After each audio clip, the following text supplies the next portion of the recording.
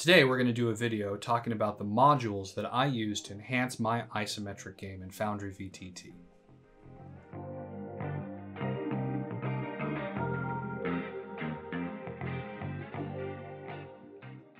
Okay, so we're going to go through a bunch of modules here, but a little bit of the inspiration. So it is time for me to start doing more prep in isometric. The Isometric plugin is early access. You can get it off of Grape Juice's Patreon. It works great. I'm starting to use it for the prep for my game. Problem is it sort of changes up the modules that I want to use. And as we learn those map building tips in the previous game, I'm going to have to apply some of those tips and tricks and use modules to help me out with the maps that break all the rules or where I want to do something that's a little bit tougher to do. So I'm going to go through the modules that I find most useful when I'm playing in isometric. So here's what I'm going to cover. We're going to cover pointers and pings, hex token size and support, a macro that I use for flipping my tokens horizontally, and then multi-level tokens, which will really help out for those balconies and maps where the characters can exist and move between different levels, and token HUD Wildcard, which is used for maybe if I've got multiple versions of the art facing in the different isometric directions. And then a little bit about setting up vehicles in using the vehicles and mechanisms plugin, but using it, for example, with isometric plugins. Reminder, we're going to go through the conversion of the Curse of Strahd map here. So there are some spoilers for a very complex map there that if you haven't played it and you have the opportunity as a player, I would not spoil yourself. This is one of the best maps in that adventure. So maybe leave yourself unspoiled and just enjoy playing it with your friends. The first one I want to talk about is pointer and pings. So when you're moving around and it's top down, the isometric plugin actually breaks a lot of the things that we normally use to like pings. The pings module doesn't work anymore. So instead, check out PNP pointers and pings, which creates this. Every character can now customize what shows up when they hold down the X key. So my mouse has this little hand in the color of my login by default, but players can change it and set it to lots of different things. If I left click, I get a little reticle there, which is great. And if I right click, it moves all the characters and what they can see. The next module I want to go through is called hex token size support. I've covered this several times before, but this is essential for playing in isometric to get your tokens to line up appropriately. So you can see here, these tokens aren't quite fitting, like the center of the token up here isn't exactly in the center of the grid. So let's fix that. So zooming in really close so you can see, actually like make me tiny and the map big. If I right click, I've got this extra hex that got created by the hex token size support module. Creates this dialog where I have offset settings, and if I can use the arrow keys, you see it pops out of isometric mode there while I'm editing it. But once I'm done editing it, it comes back and I can kind of center the person's token in the grid, and I can mess with their size right here and hit save. So let's do that for a more complex monster. Let's do it for this Drider.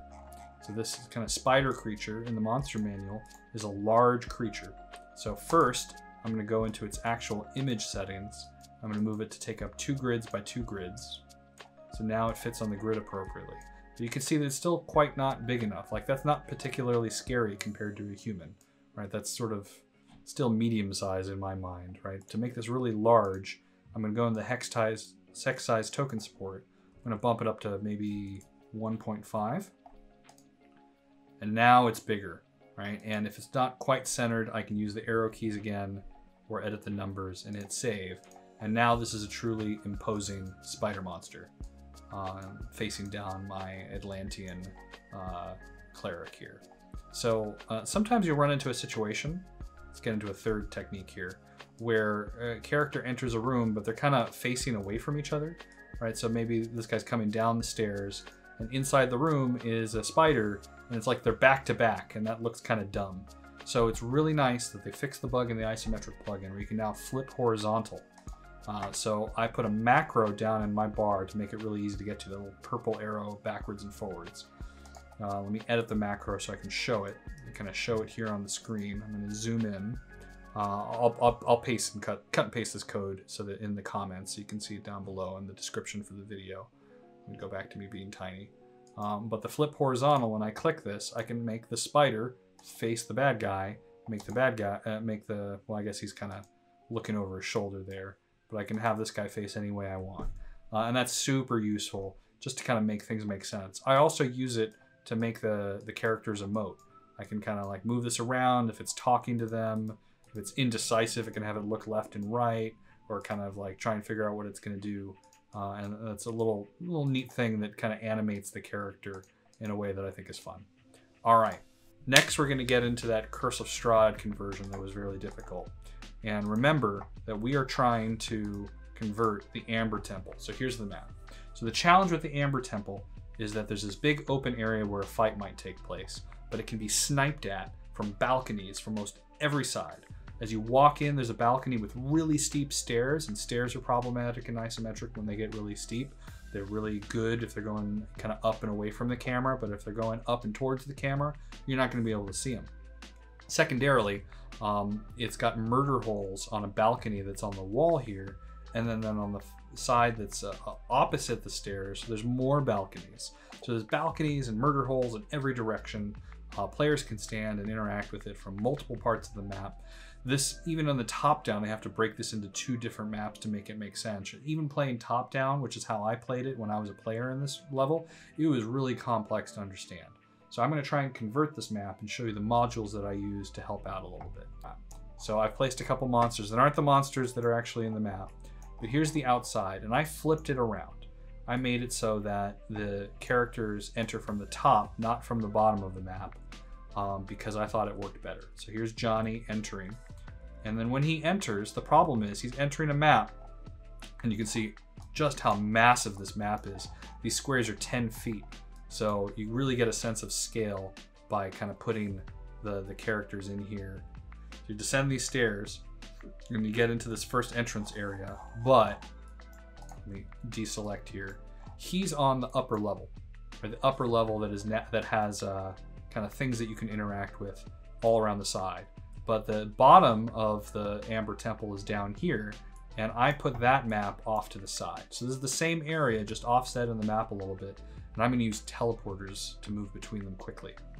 So down here, you see why it's actually called the Amber Temple. It's because the walls and a lot of the doors have this amber sheen to them. So I went and found an amber picture off of Google image search, and I put it on the walls. And I think it creates a neat effect.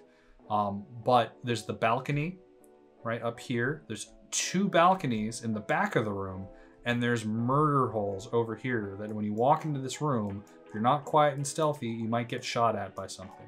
So not to spoil the monsters that are in here, but I put a bunch of kobolds behind the murder holes, right over here. So that's what's going to be shooting at you.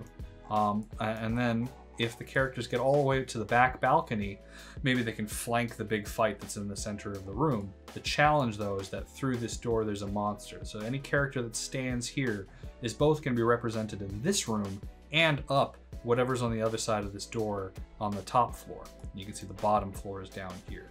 So we're going to use a module called MultiLevel Tokens, which is really good for dealing with these multi-level maps and teleporting between different instances of the map where I've got the different levels represented. So to show that, I'm going to zoom in really close. I'm going to walk into the first set of teleporters here. So I got an entrance and an exit teleporter, which are set up with this. I'm going to show them. So they're actually drawing. So it's a box that I drew right here, so I can move the teleporter if I want to. And if I double click on it, there's an extra little dialogue in the drawing edit tool called multi-level. When I click on that, I give it a name, Amber Entrance, and I say it's the in point or the out point of a teleporter. But let's actually use it. So you can read the instructions on how to use it. You can see how useful it is for jumping between these areas of the map. So as Johnny, I'm going to step, and it's the one that steps 1 square further and he's going to teleport. So I step on there, and it beams me over here. And it happens so quickly that the character doesn't kind of, doesn't scroll the map, and it moves. It happens so quickly that the character is really going to understand where they're standing. So now I walk in and I see, oh my goodness, there's a fight. My friends are fighting a giant down there below. But if I back out, I'm back over here. And that happens so quickly that it works great. But maybe I decide, hey, look, a couple of problems. One, there's archers shooting down on my friends from these murder holes. But 2, I see a really good position for me to snipe from over here, or maybe I can get a better view of the, of the fight. So maybe I want to get that all the way over to that balcony. So this character says, I bet that I can go and route back behind there because I can see all the doors. So if that character does it, I've got more teleporters set up for them, and I'm going to show this side by side, the GM's view and the player view, right? And let me, over here in the player's view, I'm going to actually do the animation. I'm going to move the player over here, cross this threshold, and the player warps, right? You can see that happen. But if I deselect on the GM screen, I can show the whole map, and I'll see the player warping around between this spot here and this spot over here. And things are getting slow because I'm running 2 foundries and this recording on the computer. So over here, I jump over, and as I move back and forth, I can see the token kind of pop in and out of that room. So the token moves. Maybe I'm going to go deal with these archers. So let me zoom in here on the player settings. Sorry, I kind of hit something on my token bar, on my macro bar. So assuming I can deal with these kobolds really quickly, maybe I want to help out my friends by looking through the murder holes back at the scene. The problem is that that's all grayed out here for the player because I can't see that right now. So here's another trick. So it only works if the players deselected themselves, so they can't be clicking on their token. Because this isn't the case in Roll20, but it is the case in Foundry VTT, that you can only see from the perspective of 1 token at a time if you got it selected, as opposed to being able to see from all the tokens that you have observer rights to. So jumping back over to the GM screen for a second, just so you can see it full screen. In the GM's view, what I'm going to do is I've set up a special token that I've actually got in my kind of actor's view here called Player Party Vision. So I've got a token that's just a dummy character, but it has permissions on it. If I view, configure the permissions, its permissions are set up so that all players are the observer. So when this is in the hidden state, nothing happens. But if I unhide this, it's going to become an alternate place where the player can see from 2 perspectives at once. So let me jump back over to the 2 screens side by side. So in the player view, right, I'm up here. Yes, I have active view of what's going on, in the room with the kobolds. But over here, as the let me zoom in a bit. So then, but over here, when I unhide the player vision, I'm now able to see the room, both the room up here and the room down here, which is great. So now I can maybe kind of explain how I'm going to shoot from those murder holes.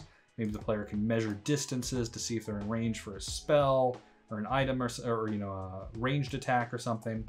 But when it's time to move, I can keep moving. So I'm going to go back as the player. I'm going to move. We're going to get into the next thing. So over here, there's a closed door. So as the player, I'm going to open that door and then step through. I keep hitting the macro button. I'm going to step through, and I'm going to stand on this balcony and realize there's a big bad monster on the other side of that door. But here's the way this works. I'm going to use another feature of the multi-level tokens where it's actually going to mirror the character's token on both representations of that balcony. So you can see that the balcony, I'm going to switch over to the tiny view again. The balcony over here, where the player is, right, is represented on this level, but it's also represented by me, and I kind of put a border around it so the players could see that. Over here, on the lower level, I've drawn the balcony and I've made it semi-transparent so you can kind of see it. You can see the other balcony over here. But because I've done another one of these multi-level drawings, right, so there's a drawing right here, this balcony is set up in the multi-level section below the teleports. There's something called target cloning. Let me zoom in. So in the settings for the target cloning here, I've given it a name balcony, and I said there's a source to a target. So any token that stands on the source is going to get mirrored onto the target.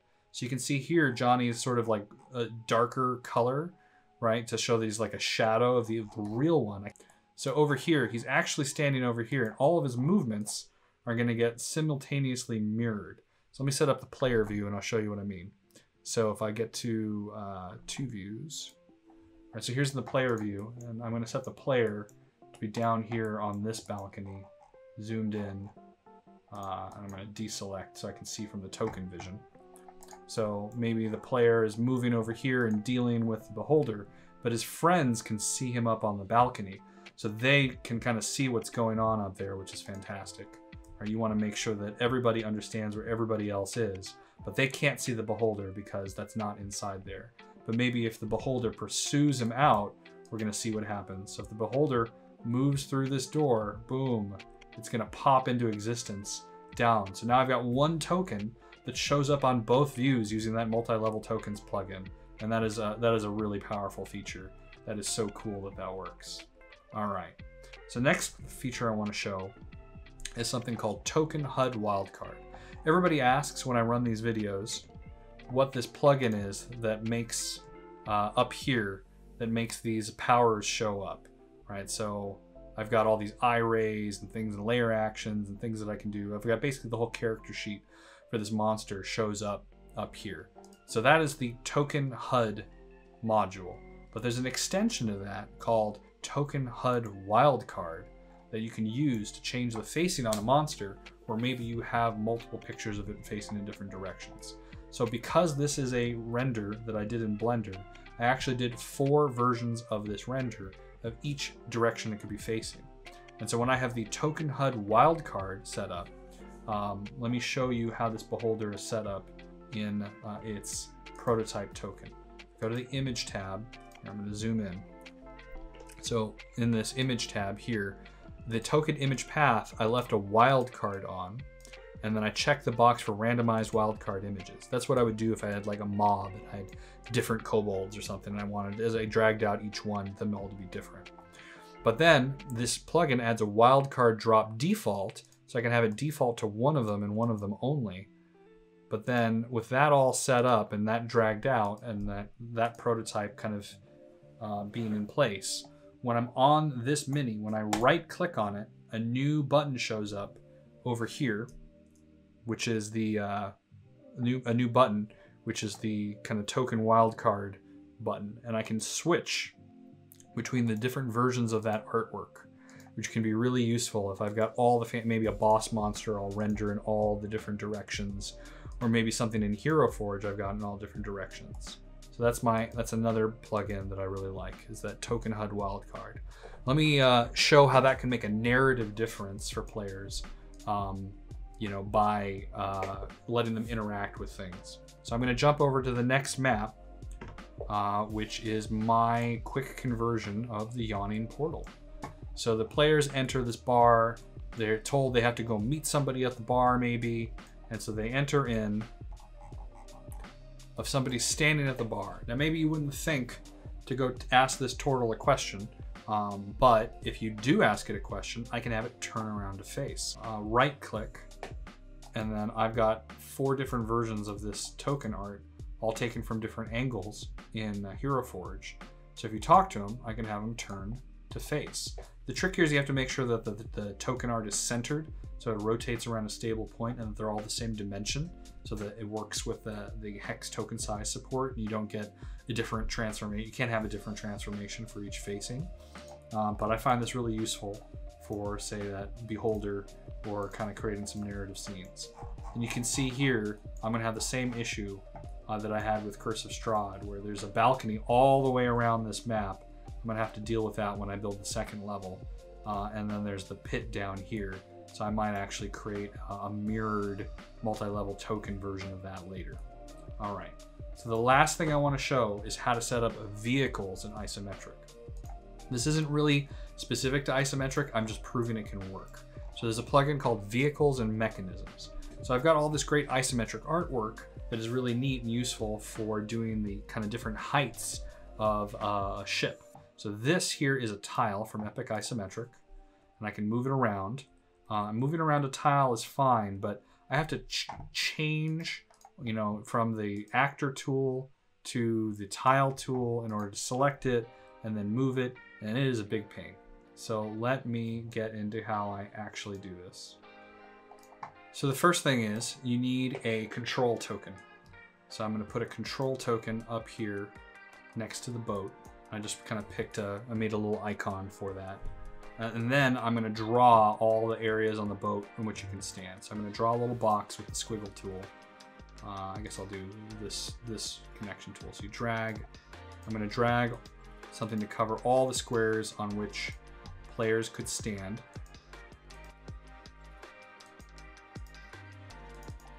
So there it is. And now, kind of built similar to the multi-level token tool, there's now a vehicles tab here. So what I'm going to do, I'm going to say it needs to capture tokens automatic and capture tiles manual, right? So anybody that stands on that, I think I probably have to hit save. Auto, manual, scroll on the bottom, hit save, right? And so now anybody that stands on this is going to get basically captured and be able to move along with this vehicle. Like the other thing I need to do is I need to give it a name for the control token. So we're going to call this airship. I got to spell it exactly identical on the control token. So now I go to the control token, into its token, the token itself, not the character sheet, but the token. And I have to set the token name to airship, hit update.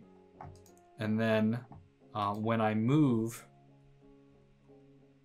the control token, it's going to move that shape, the drawing. I go to the drawing.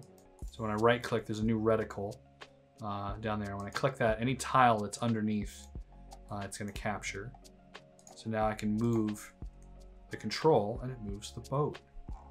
And now the neat part is that any actor or token that stands on the boat, so I'm going to drag these guys over here, are going to ride along with this boat, making it really easy for me to do boat-to-boat combat. So to show that and show it all set up and looking beautiful, I'm going to jump over to these guys now that they've built their airship attacking my characters. So I'm going to go to the next tab where I've got an animated water texture that I rendered in Blender, and my characters are down here in a boat. Now all these control tokens and stuff, anything I don't want the players interacting with is invisible to them, right? It's got the hide option turned on, so they're not going to be able to see this ugly line, but I as the GM can see it. So the boat moves around, right? And if you go and stand on in the crow's nest, we send the frog up to the crow's nest, right? So as long as he's standing up there, it should be fine, like that, right? But if I zoom out, you can see that he can get attacked by the airship. So I click the control token and I move the airship over,